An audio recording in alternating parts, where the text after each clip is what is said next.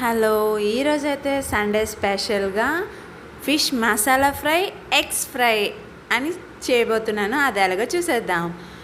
Onions, పచ్చిమిర్చి 2 ముక్కలుగా కోసుకొని ఇలా అయితే వేసుకుందాము.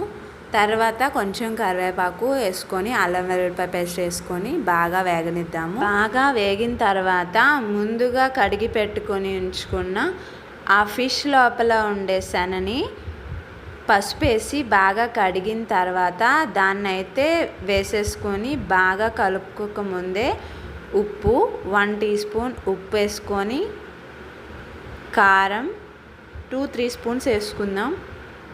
ఎందుకంటే ఆల్రెడీ పచ్చిమిర్చి వేసాం కాబట్టి పచ్చిమిర్చి ఎక్కువ ఘాటు ఉండదు, అందువల్ల 2-3 స్పూన్స్ వేసుకున్న తర్వాత పసుపు 1 స్పూన్ వేసుకొని బాగా కలుపుకుందాం.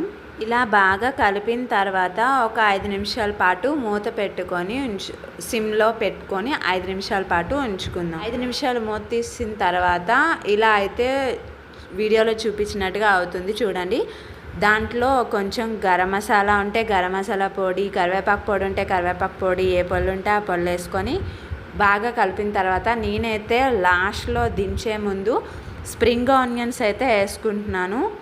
ఇదే ఫిష్ లోపల ఉండే శనండి. ఒక 5 నిమిషాలు మూత పెట్టుకొని ఉంచుకుందాము. ఆ స్ప్రింగ్ ఆనియన్స్ ఫ్లేవర్ బాగా తగలాలి, వాటి తాలూకా వాసన దానికి పట్టినంత వరకు ఒక 5 నిమిషాలు వేపి చివరిగా కరివేపాకు పొడి 1 టీ స్పూన్ వేసుకొని బాగా కలుపుకొని వేపుకుందాం. డౌట్ రావచ్చు, దాంట్లో ఆల్రెడీ కరివేపాకు వేసాను కదా, మళ్ళీ కరివేపాకు పొడి ఎందుకని. నేనైతే ప్రతి వంటల్లో కరివేపాకు పొడి వేస్తాను. ఉత్తిగా కరివేపాకు ఎవరు తినరు కాబట్టి నేనైతే కరివేపాకు పొడి వేస్తానండి కంపల్సరీగా. లాస్ట్లో దించే ముందు ఒక 2 మినిట్స్ నిమ్మకాయ రసం 1 స్పూన్ వేసుకున్నాను. దించే ముందు అలా కలిపేసి దించేయడమే, అంతే. వేడివేడిగా సర్వ్ చేసుకొని పక్కన పెట్టుకుందాం. ఈ శన అయిపోయిన తర్వాత పక్కన పెట్టి ఈలోపు ఫిష్ మసాలా ఫ్రైకి ఆనియన్స్, టమాటీ ఒక్కొక్కటిగా తీసుకొని ముక్కలు కోసుకొని వేసుకున్నాను. పుదీనా, కొత్తిమీర, ఎల్లుల్లిపాయ వేసుకున్నాను. దాంట్లో అల్లం వేసుకోరు, అల్లం వేసుకోవట్లేదు నేను. మీకు కావాలంటే వేసుకోవచ్చు. కొంచెం జీలకర్ర ఎక్కువ క్వాంటిటీయే వేసుకుంటాను నేను ప్రతి వంటల్లోని. అందులోని గరం మసాలా అంటే గరం మసాలా సామాలు, లేదంటే పొడి ఉంటే పొడి అన్నీ వేసుకోవచ్చు. నేను పచ్చిమిర్చి మర్చిపోయాను, దాంట్లో పచ్చిమిర్చి కూడా వేసుకోండి. నేను పచ్చిమిర్చి వేసుకుంటున్నా 2. అన్నీ వేసుకొని మిక్సీ చేసిన తర్వాత ఒకవైపు నేను ఫిష్ పులుసు కూడా చేసుకున్నానండి. ఈలోపు ఫిష్ని అయితే ఉప్పు కారం పెట్టి అలా వేపుకోవాలి ముందు. తర్వాత వేరేగా చిన్న ముక్కలుగా కోసుకున్న ఆనియన్స్ని అయితే వేపుకొని దాని తర్వాత మిక్సీ చేసుకున్న పేస్ట్ని అయితే వేపుకోవాలి. ఈలోపు వేరేగా ప్యాన్లో అయితే ఫిష్కి ఉప్పు కారం పట్టించింది విడిగా వేపుకోవాలి. ఈలోపు మసాలాని వేపుకుందాము. దాంట్లో కొంచెం ఉప్పు కారం అయితే వేసుకొని వేపుకుందాం. బాగా ఆయిల్ పైకి తేలినంత వరకు అయితే వేపుకుందాం. ఈలోపు పక్కనే ఫిష్ ఎగుతూ ఉంటాయి.